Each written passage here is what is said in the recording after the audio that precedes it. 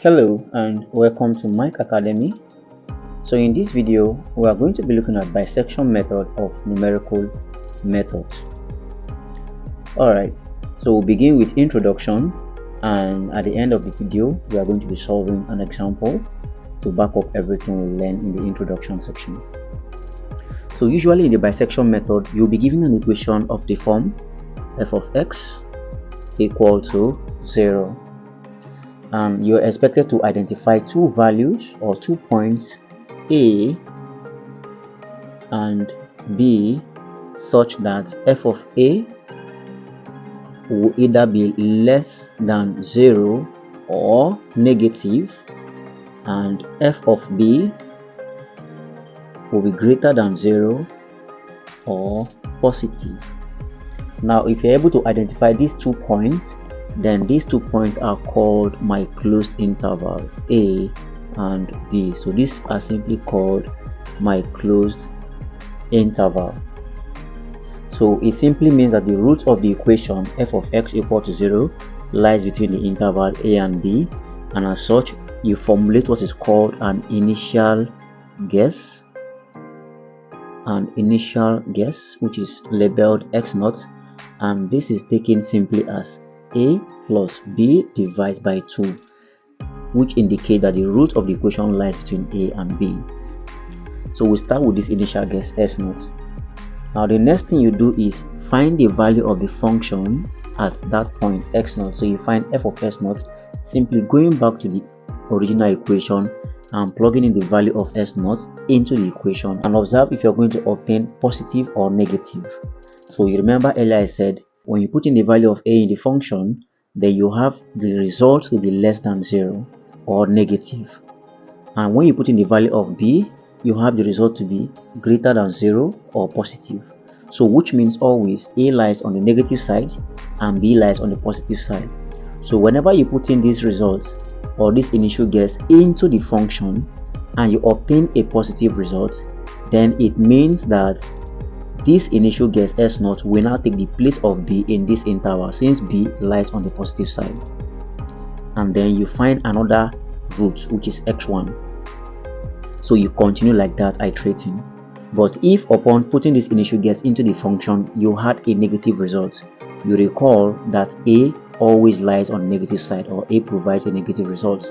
So that means x0 will replace A, so you form a new interval altogether. Now when you form the new interval, you find s1, also the same equation, a plus b divided by 2, but now a plus b becomes a new interval divided by 2. So you keep on doing this until this root s0, s1, and as much as it takes for it to converge. So you keep on doing this until the roots converge. So depending on the question, if you're asked to find the root of the equation correct to 3 decimal places, it simply means that after the decimal point 3 numbers will look alike. Okay, if you're asked to do it up to 2 decimal places, it means after decimal points 2 of the roots or 2 numbers will have to look alike. Now let's pick an example to explain everything we've said. Now let's consider this question. It says find the root of the equation exponential x minus 3x equals 0 correct to 2 decimal places. Okay, so first of all let's identify our function. F of x equals exponential s minus 3x, and this is equal to 0. Then I said you will find 2 points A and B such that when you put them into the equation, one will yield a positive result and the other will yield a negative result. So it transforms from either positive to negative, or it transforms from negative directly into positive. So let's start with when x is equal to 0. So if x is equal to 0, therefore you have f of 0 to be equal to exponential 0 minus 3 times 0. Now exponential 0 is simply equal to 1 minus 3 times 0 itself is 0. So 1 minus 0 still remains what? 1. So this simply implies that f of 0 is equal to 1. This is greater than 0 and it is what? Positive. You keep this aside. Now let's try when x is equal to 0.5. so we are simply picking gradual values, right? So you're simply picking gradual values. Okay, So let's consider when x is 0.5. This simply implies f of 0.5 is going to be equal to exponential 0.5, okay, minus 3 times 0.5, okay. So let's see what we have. Exponential 0.5, this simply gives us 1.6487 minus 3 times 0.5, that gives us 1.5. So this simply implies that f of 0.5 is going to be equal to, now let's obtain 1.6487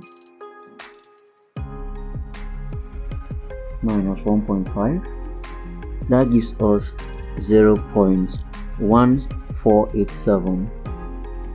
Now this is again greater than 0 and it is positive. So you see, we have a positive value earlier, we are still having a positive value now, so we can't choose these two. It has to transpose from positive to negative or from negative to positive. So let's try again. When x equals 1, so we've done 0, 0.5. now let's take 1, then we'll have f of 1 to be equal to, this is now exponential 1 in place of x, we have exponential 1 minus 3 times 1. So this is going to be equal to, let's find the value of exponential 1. Exponential 1 gives us 2.7183, approximately 2.7183 minus 3 times 1 there gives us 3.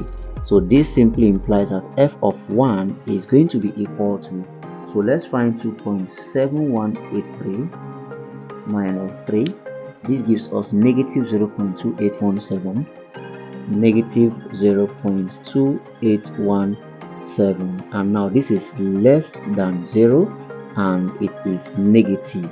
So you see that the function transposed from positive to negative when x is 0.5 and when x is equal to 1.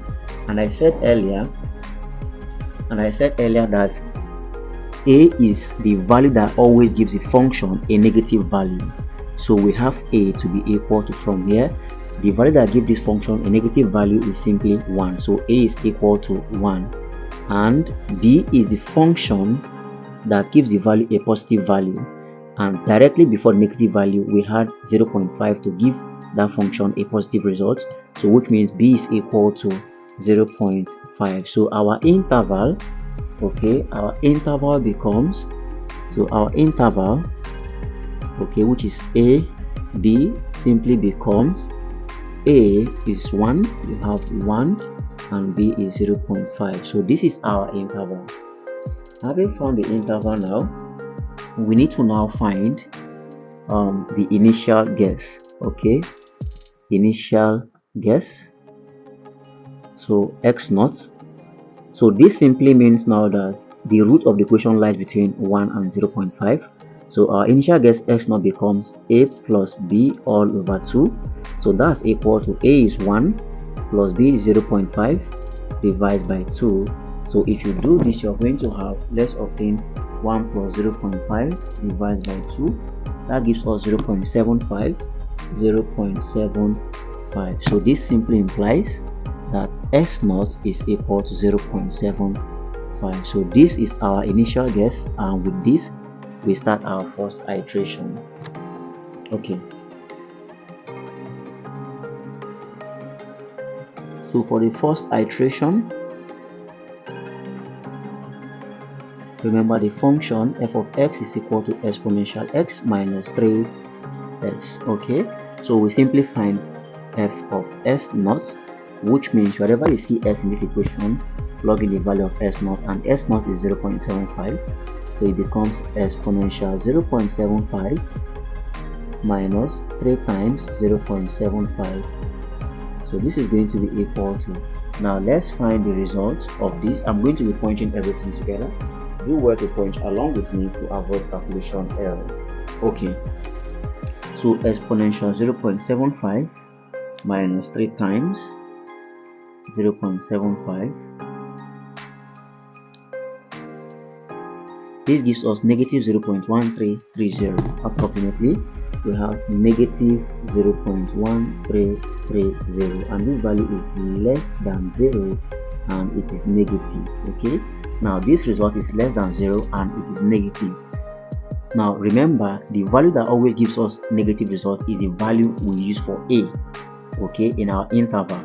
So since we put in the value of s0 and we obtain the negative result in this function, it simply means now that a becomes the value of s0, which is 0.75, because it is a, because it is 0.75 that gave this function a negative result. So we now form a new interval, replacing the old interval, replacing a in the old interval with what? 0.75, since a always gives us a negative result. So we are no longer going to be using one new interval, we simply put 0.75, but then 0.5 remains. Okay, so the new interval becomes, our new interval becomes a is now 0.75 and b still remains as 0.5. This is our new interval. Okay, so the new interval now is given as 0.75 and 0.5. so this simply means now that the root of the equation lies between 0.75 and 0.5. so we find the midpoint and we label that s1. So previously we used s0, now we are using s1 for the second iteration. So s1 also is going to be a plus b divided by 2. So this is going to be equal to a once more is 0.75 plus b is 0.5 divided by 2. So I'll just punch this together just to save time. Do well to punch along with me. 0.75 plus 0.5 divided by 2, that gives us 0.625. So you have 0.625. Alright, so this simply implies s1 equals 0.625. Now we start the second iteration. Okay, now second iteration, we simply, not forgetting the function f of s equals exponential s minus 3s. So we simply plug in s1 into this equation. It becomes f of s1, and the value of s1 is 0.625. That simply means wherever you find s in this equation, plug in the value as 0.625. So you have exponential 0.625 minus 3 times 0.625. Okay, so let's see what this result gives us. So I'm going to be punching all together at once. 0.625 minus 3 times 0.625. Okay, so the result gave us negative 0.00675. So this simply implies that f of s1 is less than 0 and it is negative. So as can be seen, the result here gave us a negative value. So since it is negative, so remember I said it is only a that gives us a negative result in the interval. Okay, so since we have this value, since when we put in the value of x1 as 0.625, we have a negative result. So it simply means that a is now going to be equal to 0.625. So we form a new interval. 0.625 replaces the value of a in the previous interval. Okay, 0.625 replaces the value of a in the previous interval, as can be seen here. Okay, so instead of 0.75 now, we simply plug in 0.625, whereas 0.5 still remains for b. Okay,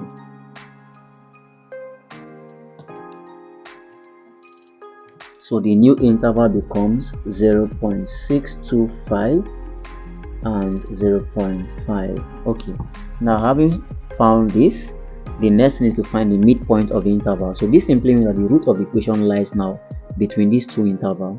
So we find the midpoint of this interval, call that x2, since we've already found s1, so you call that s2, and this is going to also be a plus b divided by 2, which in this case is simply 0.625 plus 0.5 divided by 2, and this is going to be equal to 0.625 plus 0.5 divided by 2. We have 0.5625. That gives us 0.5625. 5. So this simply implies S2 equals 0.5625. Now we are asked to find the root of the equation correct to 2 decimal place. So after your third iteration, you can start comparing. So since we are the second iteration, no need to compare. Let's solve for the third iteration, then start comparison. Okay, so with this now you can do your third iteration. So third iteration,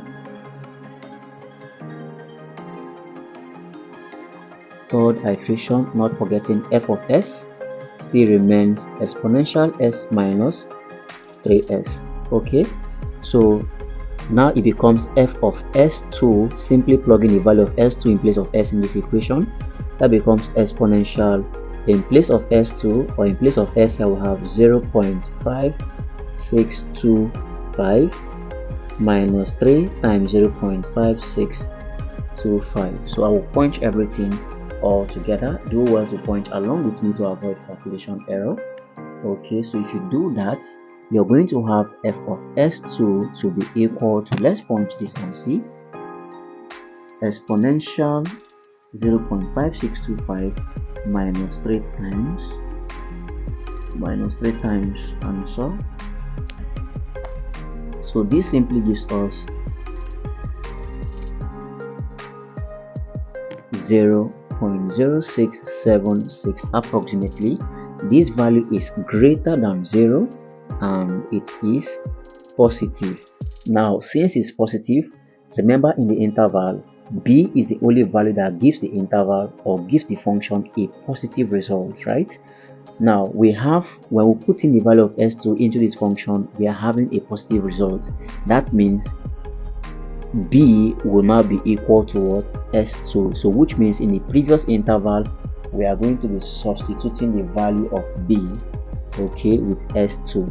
So it means b now is equal to 0.5625. So our new interval becomes, remember, a is now left unchanged. In the previous interval we had a to be equal to this 0.625, so a is now left unchanged, 0.625. rather we are now changing b, which lies on the positive side, since we have another value that gives the function a positive result, which is 0.5625. so you have 0.5625. so this becomes my new interval. So this simply tells us now that the root of the equation lies between these 2 points.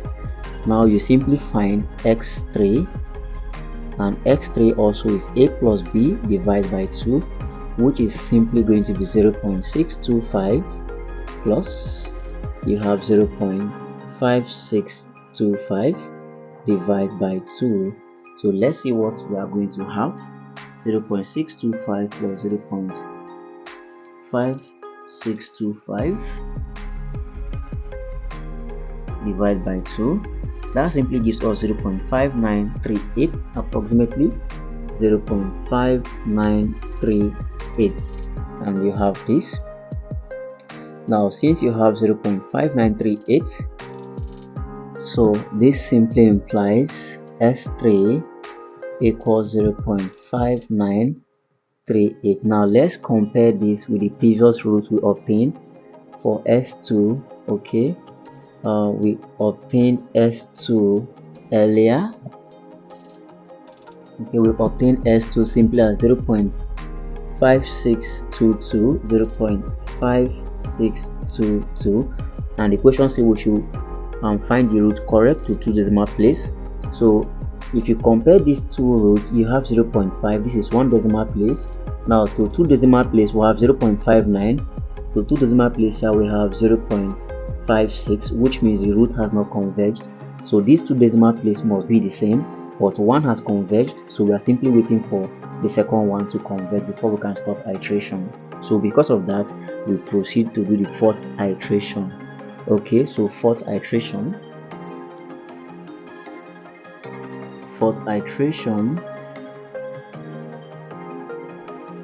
not forgetting our function f of x is simply equal to exponential s minus 3s.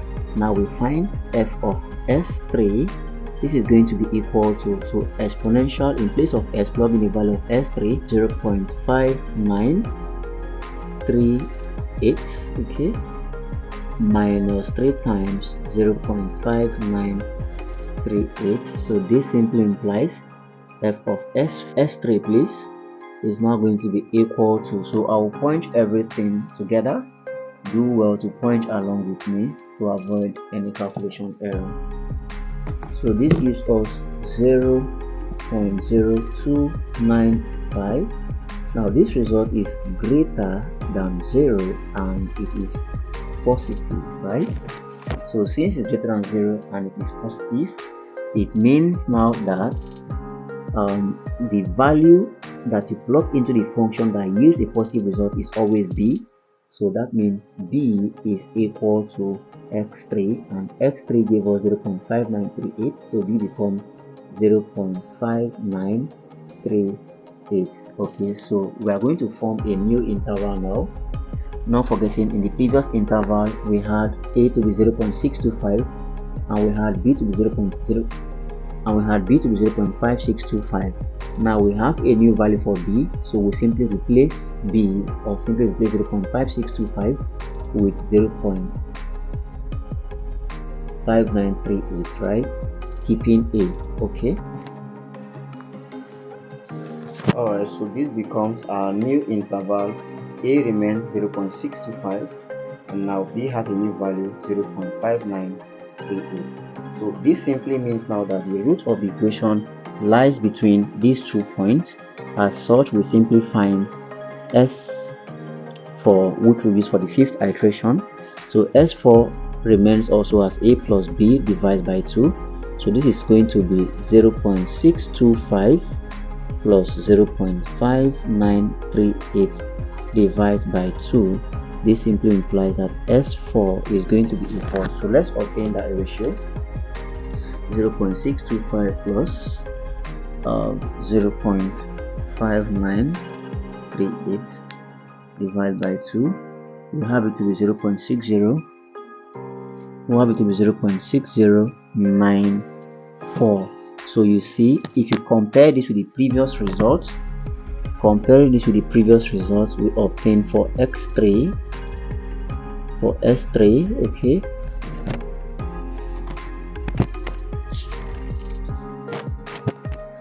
okay, we had 0.5938. so you see now that the root is not converging at this point, so which means you continue your iteration. So you find the 5th iteration, okay, you carry out the 5th iteration. Alright, so remember the formula or the function f of x equals exponential x minus 3s. so you simply find f of s4, okay, that is going to be equal to exponential, in place of s, plug in the value of s4, which is 0.6094, okay, minus 3 times 0.6094. alright, so let's see what we have. This simply implies f of s4, so I'll be punching all together as usual. This simply gives us 0.011, approximately 0.0111, approximately. Again, this is greater than 0 and it is positive, right? Since it is positive, that means b will now replace s4, so to form the new interval. So it simply means now that b is going to be equal to s4, and s4 simply gave us 0.6094. so you form the new interval. Our new interval becomes a is now unchanged. So from the new interval, or from the previous interval, we had this, a remains 0.625 and we change b. Now since we are having a positive result when we put in the value of s4, it means we are going to now change b to s4, okay. So the new interval becomes a still remains 0.625 and b is now going to be 0.6094. 0.6094. Alright, now having found the interval, then it means that the root of the equation lies between these 2 points. Therefore, we find the fifth root, which is S5. You find the fifth root, which is S5, and that is also a plus b divided by 2, so which is simply 0.625 plus 0.6094 divided by 2. So this simply implies that the fifth root, S5, is going to be equal to, so let's find 0.625 plus 0.6094 divided by 2. This gives us 0.6172. Now compare this result with the previous root you obtained, which is S4. Now in S4 we found the value to be equal to 0.6094. 0.6094. You see, once again 6 and 6 has converged, but the question says we should solve the equation correct to 2 decimal place, so which means the 2 decimal numbers must converge. So this is 60 and this is 61, so we need to carry one more iteration to see. So we simply iterate further. Okay, so we find the sixth iteration.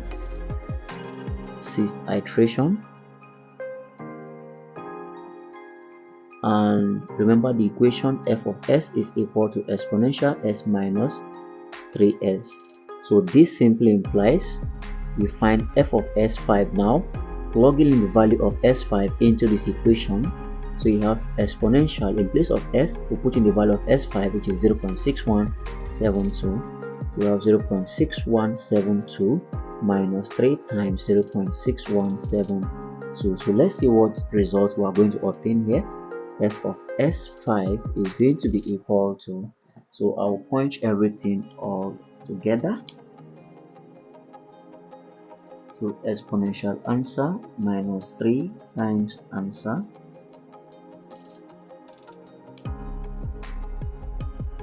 This simply gives us 0.00213, approximately 213.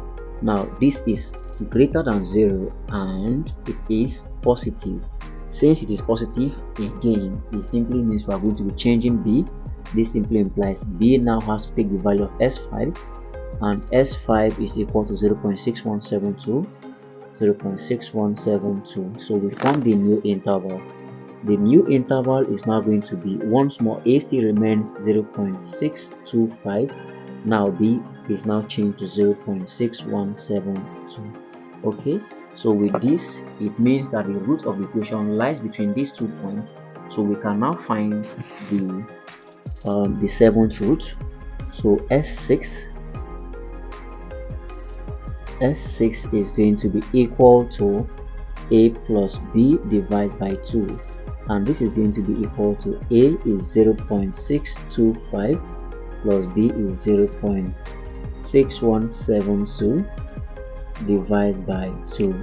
So this simply implies that the seventh root, or the sixth root, s6 is going to be equal to, so let's find our value, 0.625 plus 0.6172 divided by 2. Now this gives us 0.6211. Again, if you compare this with the previous result, which is s5, we obtain s5 as 0.6172. So it also means that the root of the equation is yet to converge. We carry on our iteration. Okay, so we find the seventh iteration. So we carry out the seventh iteration. Okay, seventh iteration, not forgetting that of course our function f of x is given simply as exponential s minus 3s. Now we find f of s6, plugging the value of s in the function. This is going to be equal to exponential, in place of s we put in 0.6211 minus 3 times 0.6211. So let's see what f of s6 has to give us. This gives us negative 0.00263 approximately. Okay, this is 233, please. 233, please.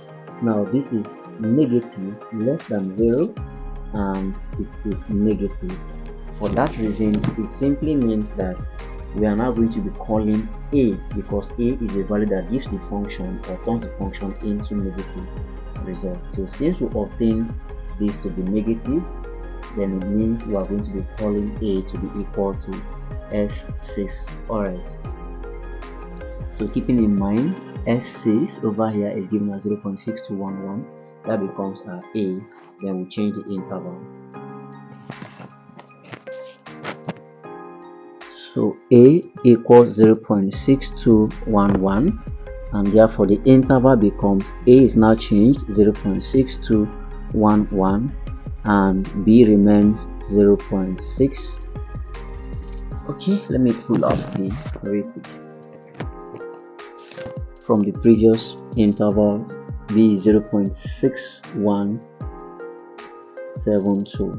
okay, so having found our new interval, it simply means now that the root of the equation now lies between these two intervals.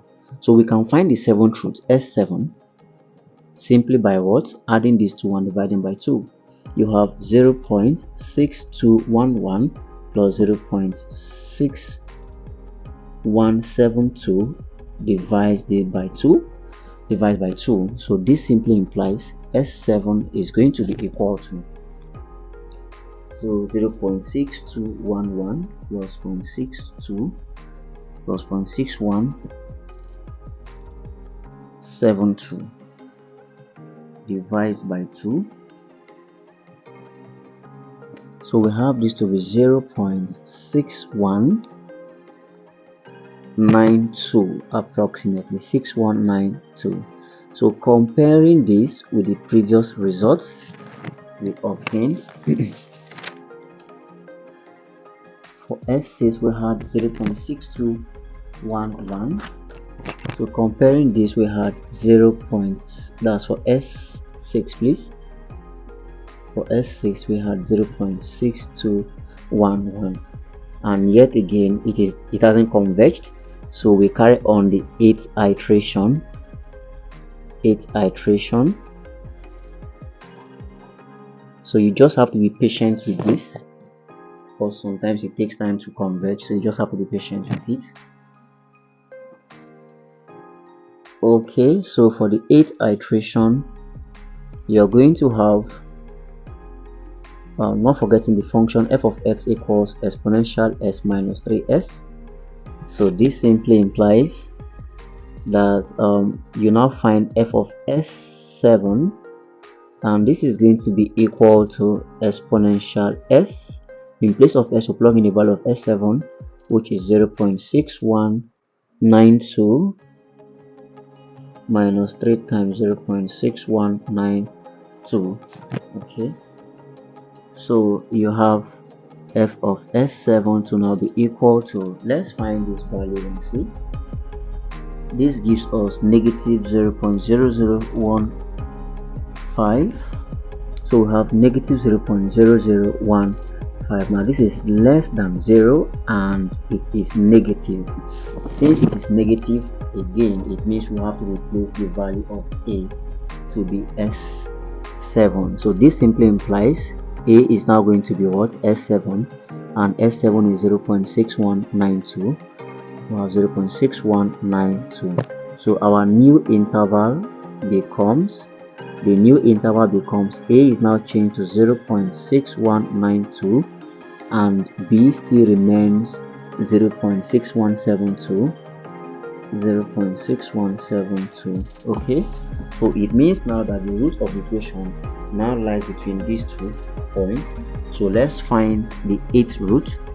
S8 is equal to, so you add these two, 0.6192 plus 0.6172 divided by 2. So this simply implies that S8, or the 8th root, is going to be equal to So let's find the value. 0.6192 plus 0.6172 divided by 2. So you have this to be equal to 0.6182. 0.6182. Okay, now comparing this with the previous root, which is S7, we obtain S7, we obtain the value as 0.6192, as can be seen here. We obtain S7 simply as 0.6192. So comparing these two results now, S7 was obtained as 0.6192. So you see, the question says we should find the root of the equation correct to 2 decimal place, and correct to 2 decimal place, you have it here 0.61, you have it here 0.61. So comparing the two, they have converged. 0.61 has converged 0.61 up to 2 decimal place. Therefore, you can end the iteration here. The correct root